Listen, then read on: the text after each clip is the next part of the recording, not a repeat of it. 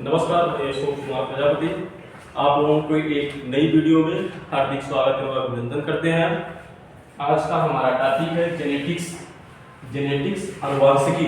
देखिए, हम cell biology पढ़ते पढ़ते बहुत बोरिंग हो चुके हैं, इसलिए हम छोटे में एक नया टॉपिक पढ़ते हैं जेनेटिक्स, क्योंकि हम सेल बायोलॉजी का 2 लेक्चर डाल चुके हैं। एक बेसिक सेल क्या होता है, सेल मेम्ब्रेन, 2 हमारा टॉपिक हो चुका है। ये हमारा नया टॉपिक है सेल जेनेटिक्स। ठीक है, अभी हम सेल बायोलॉजी बहुत बड़ा चैप्टर है, इसलिए मैं उसको कंटिन्यू करूंगा। फिलहाल अब सेल बायोलॉजी पढ़ते पढ़ते आप लोग सब बोरिंग हो चुके हैं, इसलिए मैं जेनेटिक्स पढ़ा रहा हूँ आपको। ठीक है, तो जेनेटिक्स क्या होता है? जेनेटिक्स जो हमारे माता पिता के लक्षण होते हैं, पैतृक लक्षण होते हैं, वो जो हमारे माता पिता से बच्चों में जाते हैं, वो हमारे जेनेटिक्स के अंतर्गत आते हैं। ठीक है, आनुवांशिकी के अंतर्गत आते हैं। ठीक है ना। जैसे मान लीजिए आप लोग देखे होंगे कि जो माता पिता का धन होता है वो बच्चों के लिए होता है। ठीक उसी प्रकार से जो हमारी आनुवांशिक बीमारियां भी होती है वो भी जो है बच्चों को ट्रांसमिट कर दी जाती है। जैसे कुछ आनुवांशिक बीमारियां होती है वो बच्चों की जगह चली जाती है। ठीक है ना। तो हम इसके बारे में हम आप लोगों को बताने जा रहे हैं जेनेटिक्स आनुवांशिकी। ठीक है ना। तो आनुवांशिकी के जो जनक हैं तो क्या कौन बताया हमें? Gregor Johan Mendel. ठीक है ना। आनुवांशिकी की जो जनक है ग्रेगर जोहन मेंडल, उन्होंने सर्वप्रथम उद्यान मटर के क्या एक पादरी बिरादरी से आते थे। इनकी बिरादरी क्या थी? पादरी। इन्हें बॉटनी मतलब गार्डन में काम कर रहे थे।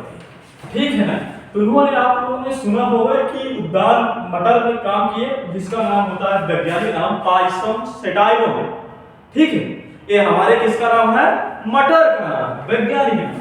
देखिए, वैज्ञानिक नाम क्या होता है? जैसे मान लीजिए कहीं बिल्ली जैसे हमारी हुई बिल्ली, कहीं मेढक मेढक को कहीं लोग गूलर कहते हैं, कहीं मेढक कहते हैं, कहीं कुछ कहते हैं। लेकिन इसका जो नाम है राना टिग्रीना, तो आप चाहे जिस देश में चले जाएं, चाहे जहां चले जाएं, उसे मेढक को राना टिग्रीना के नाम से ही जाना जाता है।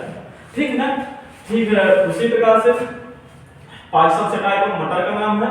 देखिए फिर क्या हुआ, आनुवांशिकी के जनक जो है ग्रेगर जोहन मेंडल जी को ब्राइट रोग से इनकी क्या हुई? ब्राइट रोग आप समझते हैं, इसमें किडनी का एक रोग डिसीज है, जिसके कारण से इनकी मृत्यु हो गई। ठीक है। तो जैसे हम सिर्फ पढ़ ही रहे थे कि अब हम आनुवांशिकी पढ़ेंगे। आनुवांशिकी का नाम लेते ही हमको डीएनए और आरएनए का मतलब ध्यान में आ जाता है। डीएनए क्या होता है? आरएनए। जब तक डीएनए आरएनए को नहीं जानेंगे तब तक हम आनुवांशिकी को नहीं पहचान पाएंगे, है ना। तो हम इसके लिए आगे कंटिन्यू करते हैं। देखिए, हम सिर्फ वैसे ही पढ़ा चुके हैं आप लोगों को, लेकिन यहाँ थोड़ा सा क्योंकि आनुवांशिकी पढ़ा रहे हैं, सेल के बारे में थोड़ा बता दें। सेल जो है तो हमने 2 टाइप से पढ़ा, एक प्रोकैरियोटिक सेल, एक यूकैरियोटिक सेल। ठीक है। तो प्रोकैरियोटिक सेल क्या होती है? प्रोकैरियोटिक यानी पुरानी सेल। जो प्रोकैरियोटिक में अगर हम कहें तो सीधे बैक्टीरिया, जितने भी बैक्टीरिया होते हैं, चाहे माइकोप्लाज्मा हो, चाहे जो भी हो, जितने बैक्टीरिया हैं, ये सब प्रोकैरियोटिक सेल के अंतर्गत आते हैं। सबसे जीव जो है तो पहले प्रोकैरियोटिक से ही जन्म है ना। इसमें वेल डिफाइंड न्यूक्लियस यानी जितने भी सेल ऑर्गन्स होते हैं सब क्या होते हैं? अच्छे से विकसित नहीं होते हैं। प्रोकैरियोटिक में जो आते हैं तो अच्छे से विकसित नहीं होते, चाहे न्यूक्लियस हो, चाहे जितने भी सेल ऑर्गन हो, सब विकसित नहीं होते। लेकिन क्या है, आप यूकैरियोटिक मतलब नई सेल।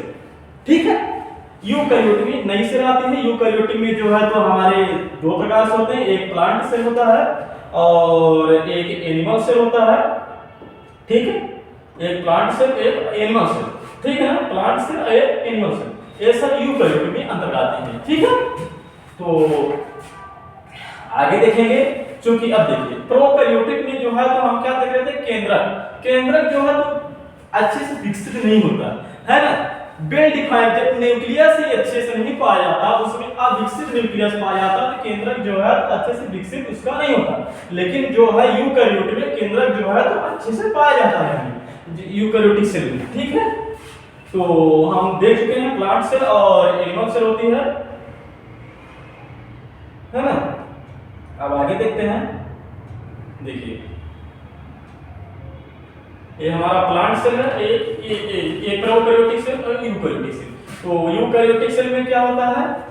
डीएनए यूकेरियोटिक सेल में केंद्रक डीएनए होता है, ठीक ना, ये जो है विकसित होता है। देखिए यहाँ पर हमने लिख दिया है प्रोकैरियोटिक सेल में डीएनए असुरक्षित होता है ना, लेकिन अच्छे से विकसित नहीं होता है ना। अब इस केंद्रक में इसमें जो होता है ये सुरक्षित डीएनए पाया जाता है, केंद्रक इसमें सुरक्षित पाया जाता है, ठीक है। इसमें जो है डीएनए क्या होता है, सुरक्षित होता है, ठीक है ना। इसमें डीएनए सुरक्षित पाया जाता है और अच्छे से पाया जाता है, चाहे प्लांट सेल हो चाहे एनिमल सेल हो, है ना। अब देखिए हम आप लोगों को या उसके लिए हम इमेज भी दिखा रहे हैं आप लोगों को, ठीक है। ये हमारा जो है तो एनिमल सेल है, एनिमल सेल है। इसमें जो है तो देखिए हम लोग एक बेसिक ही अंतर जो हम बच्चों वाला तो देखते ही है, प्लांट सेल एनिमल सेल में क्या होता है। प्लांट सेल में जो होता है तो हमारा प्लांट सेल में जो है हमारा सेल वाल अधिष्ठान पाया जाता है, क्योंकि आप लोगों ने देखा होगा कि प्लांट जो है तो अच्छे से मूवमेंट और गति वो करते नहीं है, तो इसलिए उनको एक सुरक्षा कवच के रूप में क्या पाया जाता है, सेल वाल पाया जाता है, सेल वाल पाया जाता है। और इस सेल मेम्ब्रेन जो है तो चाहे सेल मेम्ब्रेन जो है तो चाहे प्लांट सेल हो चाहे एनिमल सेल, सेल मेम्ब्रेन सभी में पाया जाता है, चाहे प्लांट सेल हो चाहे एनिमल सेल, चलो सही है। लेकिन इसमें जो है तो एक क्या पाया जाता है, डेथ प्रकार की सेल वाल भी पाई जाती है प्लांट सेल, ये उनकी सुरक्षा करती है प्लांट की, ठीक है ना। अब हम देखते वाले, चूंकि हमारा टॉपिक है अनुवांशिकी जेनेटिक्स, हम पढ़ने जा रहे हैं, तो ये हम देखते हैं कि एनिमल सेल में जो है तो हमारा डीएनए कहां पाया जाता है। देखिए एनिमल सेल में जो है हमारा डीएनए न्यूक्लियस में पाया जाएगा, ठीक है ना, और दो पाया जाता है, एक डीएनए न्यूक्लियस में पाया जाएगा और एक माइटोकॉन्ड्रिया, ठीक है ना। यहाँ पे हमने इसको कर दिया है, ये माइटोकॉन्ड्रिया है ना, ठीक है ना, यहाँ लिख देते हैं माइटोकॉन्ड्रिया, ठीक है ना। माइटोकॉन्ड्रिया जो है तो हमारा डीएनए जो है तो एनिमल सेल में केवल दो जगह सेल ऑर्गेन में पाया जाता है, एक माइटोकॉन्ड्रिया में, एक न्यूक्लियस में। तो देखिए एक वो भी है, इस एलिमेंट कहा जाता है कि जो माइटोकॉन्ड्रिया जो होता है तो माइटोकॉन्ड्रिया में जो है तो डीएनए मम्मी का पाया जाता है ना, और जो ये होता है माइटोकॉन्ड्रिया इसमें मैटरनल डीएनए पाया जाता है ना, और जो न्यूक्लियस में जो है इसमें मम्मी पापा दोनों का डीएनए पाया जाता है। तो किसी का जो फॉरेंसिक विभाग जो होता है जिसमें किसी के बायोलॉजिकल माता पिता कौन होते हैं, इसका पता लगाने के लिए हम क्या करते हैं, जैसे कि डीएनए जो है तो एनिमल सेल में माइटोकॉन्ड्रिया मम्मी का पाया जाता है, और जो ये न्यूक्लियस होता है इसमें मम्मी और पापा दोनों का पाया जाता है। तो मम्मी का डीएनए बायोलॉजिकल मदर क्या है, इसका पता लगाने के लिए हम फॉरेंसिक डिपार्टमेंट में क्या करते हैं, इसमें डीएनए का माइटोकॉन्ड्रिया के डीएनए का हम पता लगाते हैं, क्योंकि माइटोकॉन्ड्रिया में जो है एनिमल सेल में जो माइटोकॉन्ड्रिया होती है उसमें जो डीएनए होगा तो मम्मी का ही डीएनए होगा, पिता का डीएनए नहीं होता, ठीक है ना। और न्यूक्लियस में दोनों का डीएनए होता है, जब दोनों का डीएनए निकाल लेंगे मम्मी को पता चल जाएगा, है ना। आप लोग सोचते होंगे कैसे मम्मी का डीएनए कैसे किस प्रकार से होता है, तो मैं बता दूं आप लोगों को कि देखिए होता क्या है कि आप लोग देखे होंगे कि जिन कपल्स को बच्चा कंज्यूम करने में कोई दिक्कत होती है तो वे क्या करते हैं कि टेस्ट ट्यूब बीबी का वो करते हैं। टेस्ट ट्यूब बीबी में क्या होता है, मानव का पुरुष का जो है तो इस पर और मादा का ओवम निकाल करके और उसका जायगोट बनाते हैं, मतलब उसमें, और जिसमें फर्टिलाइज करते हैं। जब जायगोट बन जाता है तो आगे का जो है हमारी मम्मी में ज्यादा दिक्कत है तो दूसरी महिला में जो है तो जायगोट को इंजेक्ट कर देते हैं, जिसमें आगे का जो विकास होता है तो माँ के गर्भ में होता है, ठीक है ना। तो किसी भी महिला का जो है ओवम और किसी भी पुरुष का स्पर्म निकाल करके जो है फर्टिलाइज करके हम उसको इंसर्ट कर देते हैं, ठीक है ना। तो ये चूंकि ये ऐसा साधारण काम नहीं है, इसके लिए मजिस्ट्रेट की साइन जरूरत पड़ती है। चलो ठीक है, कोई बात नहीं, अब आगे चलते हैं, ठीक है। अब एक बात और देखिए, आप लोग देख रहे होंगे कि प्लांट एनिमल सेल में केवल दो जगह ही डीएनए पाया जाता है, एक माइटोकॉन्ड्रिया में और एक न्यूक्लियस में। लेकिन जो हमारा प्लांट सेल है तो प्लांट सेल में हमें न्यूक्लियस है ना, केंद्रक में तो डीएनए पाया जाता है, साथ में माइटोकॉन्ड्रिया में पाया जाता है और क्लोरोप्लास्ट में भी डीएनए पाया जाता है हमें प्लांट सेल में। तो हमारे प्लांट सेल में जो है तो तीन जगह डीएनए पाया जाता है, ठीक है। और एनिमल सेल में केवल 2 जगह डीएनए पाया जाता है। ठीक है, अब हम इसके आगे चलते हैं।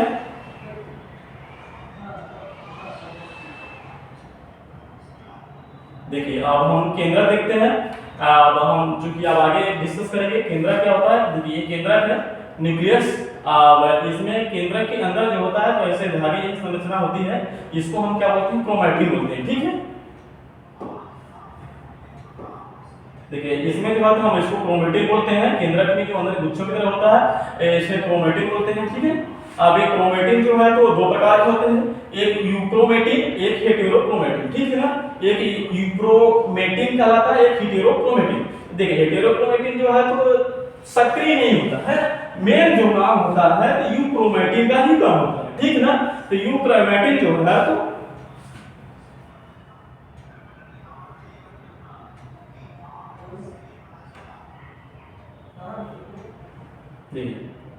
देखिए यूक्रोमैटिन जो है तो आगे चल के जो होता है इसके अंदर, तो यूक्रोमैटिन जैसे मान लीजिए कि इसको हमने निकाल लिया और हम जब इसको देखें सेल डिवाइड जो होती है, तो सेल डिवाइड जो हो गई तो इसमें जो है तो ऐसे 2 भागों में हमने इसको बांट दिया। ठीक है ना, ऐसे करके।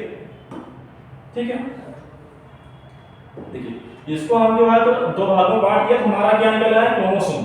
ठीक है ना, अभी क्रोमोसोम ऐसे ही होते हैं 2 प्रकार के। आप लोग देखे होंगे कि हमारे मनुष्य में जो है तो 46 क्रोमोसोम पाए जाते हैं, अगर कहें तो 23 जोड़े में पाए जाते हैं। ठीक है,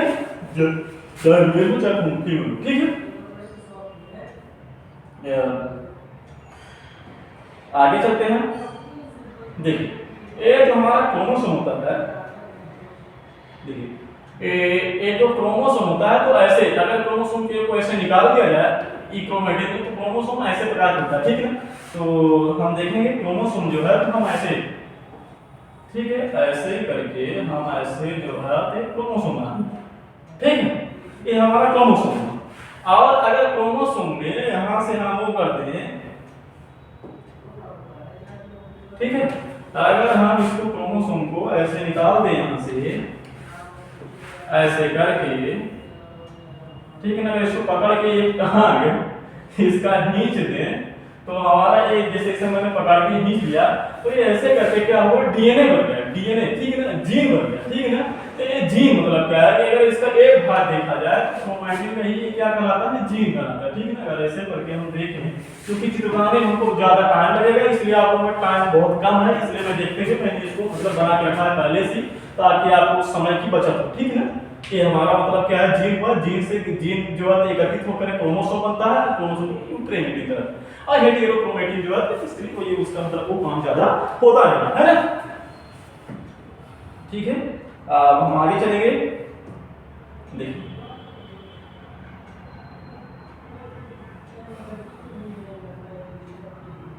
देखिए ये जो है क्रोमोसोम, अब हम क्रोमोसोम देखेंगे कि देखिए क्रोमोसोम क्या होता है। देखिए क्रोमोसोम हमने देख चुका है कि क्या होता है, डीएनए में एक क्रोमैटिन होता है और उसमें जो है तो 2 प्रकार से होते हैं, चूंकि हम यहाँ देख चुके हैं।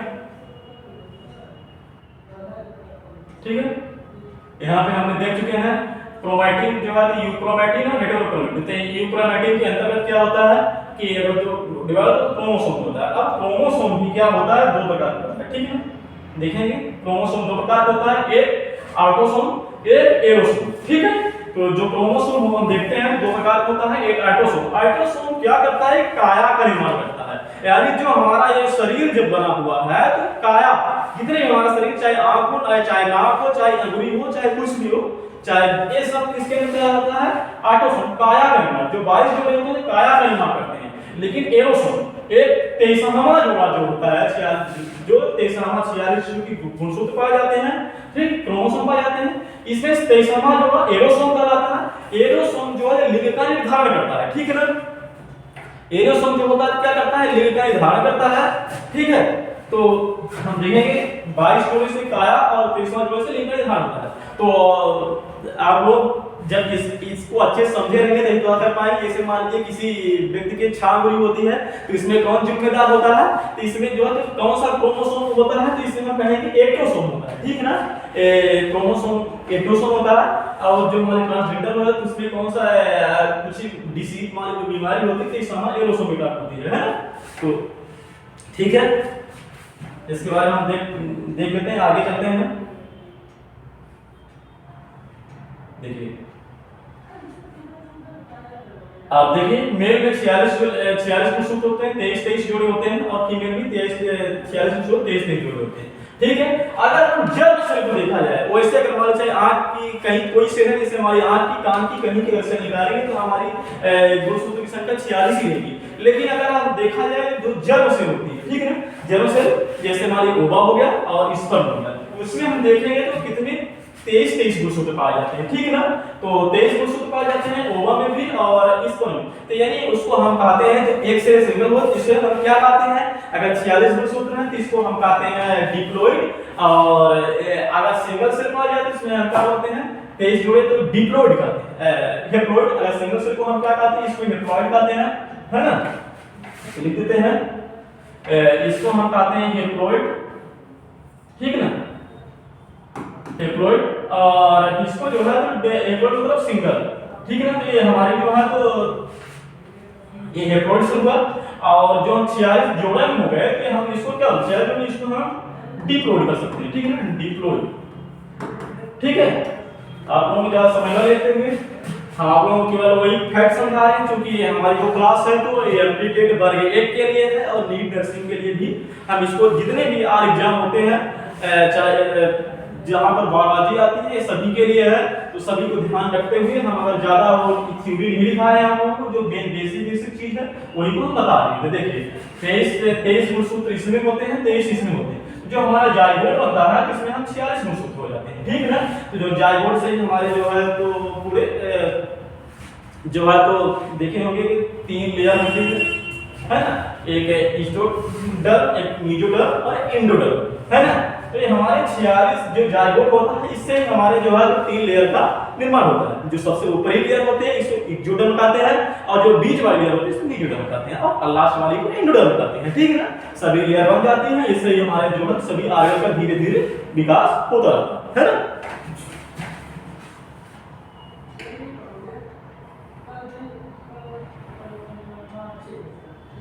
ठीक है, अब आगे चलते हैं हम,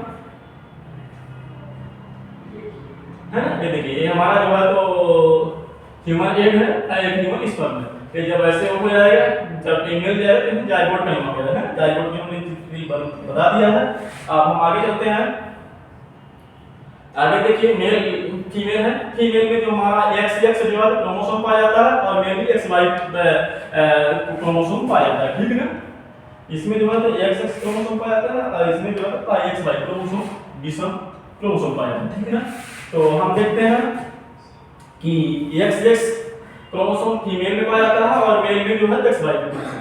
अगर जीनों को हाइब्रिड क्रॉस कराया जाता है तो 50-50 चांस होता है लड़के के और लड़की की, फीमेल की, और 50% चांस होता है लड़के की, क्योंकि ए वाला X अगर इस वाले X से मिल जाएगा तो क्या होगी, लड़की होगी, और E वाला X अगर इस वाले Y से मिल जाएगी तो क्या होगा, लड़का होगा।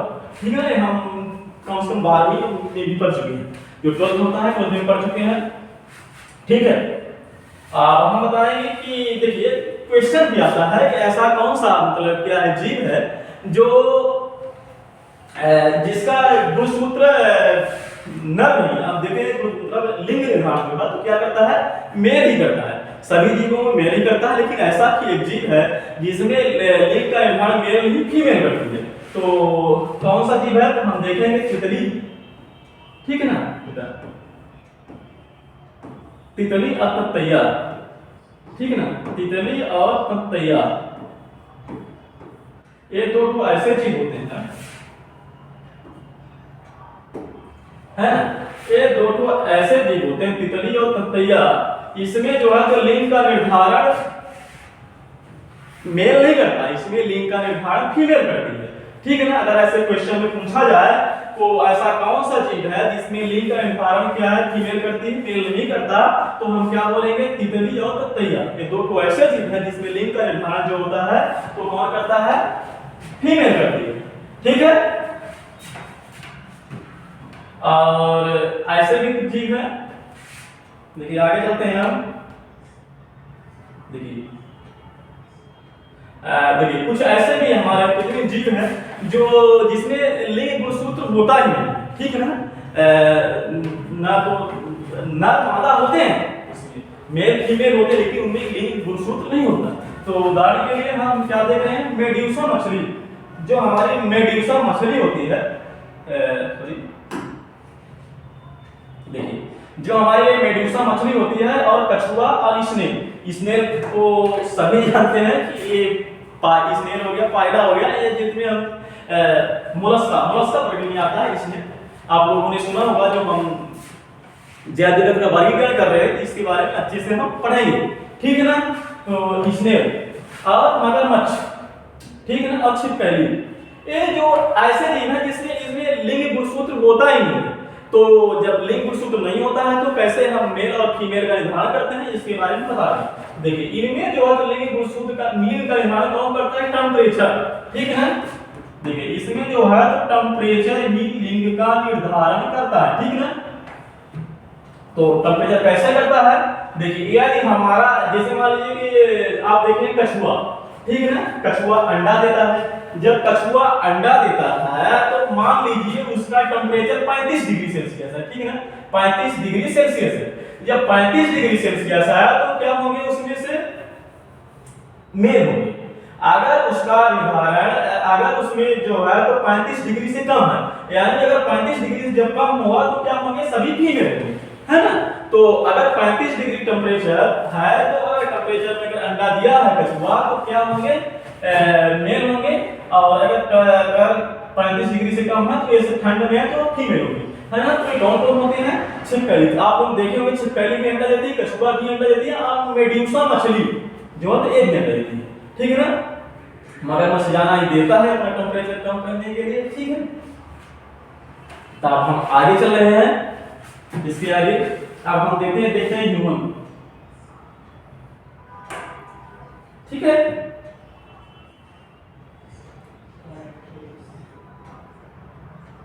देखिए ह्यूमन में आप लोग देखे होंगे जो 46 गुणसूत्र होते हैं। तो हम आपको समझाने के लिए मैं दिखा रहा हूँ आप लोगों को। ये देखिए ये ह्यूमन है, ठीक है ना।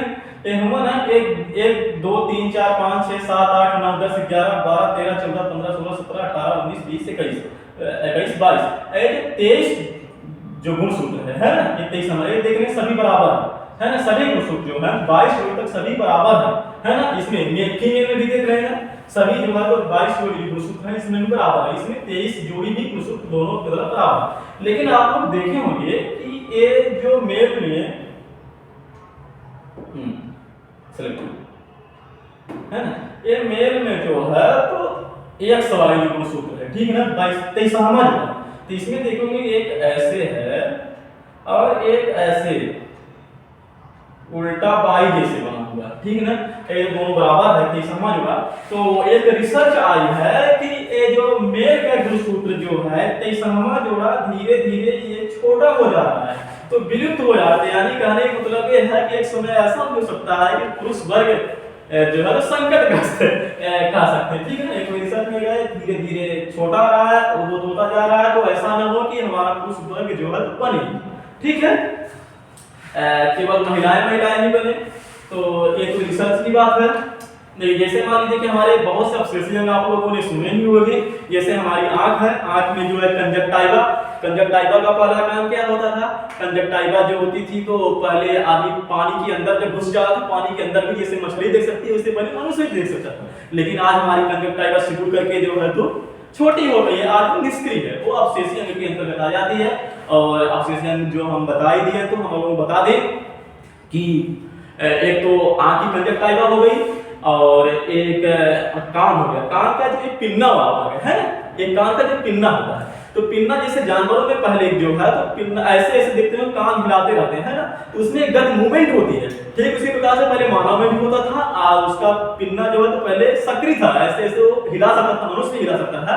और जो है तो मनुष्य भी कहा जाता है छोटी सी पहले पूंछ भी थी, है ना, जो आप निष्क्रिय हो गई है, ठीक है। जरा एक होती है जो डाइजेस्टिव सिस्टम पढ़ते हैं तो उसमें बर्मीखान अपेंडिक्स होती है। बर्मीखान अपेंडिक्स का काम आप लोग देखते हो, पहले क्या काम था, जब आदमी वो खा लेता था सेलुलोज में, सेलुलोज का पाचन होता था पहले, लेकिन आज जो है हमारी निष्क्रिय हो गई, आज उसका कोई काम नहीं है, आज सेलुलोज का पाचन नहीं होता। जब से हम पका हुआ भोजन खाने लगे सेलुलोज का पाचन उसमें नहीं होता, ठीक है ना।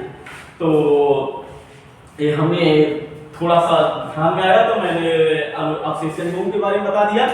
और क्या बता रहे थे कि एक गुणसूत्र ऐसे हुआ तो एक और जो रिसर्च हो रही है कि ये जो यहाँ इसमें बता रहे थे कि जैसे ये छोटा हो रहा है तो कहीं ऐसा ना हो जाए कि हमारा जो गुणसूत्र है तो खत्म ही हो जाए। जब खत्म हो जाएगा तो क्या हो जाएगा, मेल जल्दी ही मिलेंगे तो कुछ दूसरा होगा। तो खैर बात की बात है। अब हम ये इस वीडियो को यहीं से एंड करते हैं। से जय हिंद जय भारत। अगर वीडियो अच्छी लगी तो शेयर करिएगा, लाइक करिएगा। अभी जेनेटिक्स भी बहुत बड़ा चैप्टर है। अभी तो हमने आज जेनेटिक्स की बेसिक जानकारी दिए हैं। अब आगे और डिटेल्स हम अगली वीडियो में देंगे। तब तक के लिए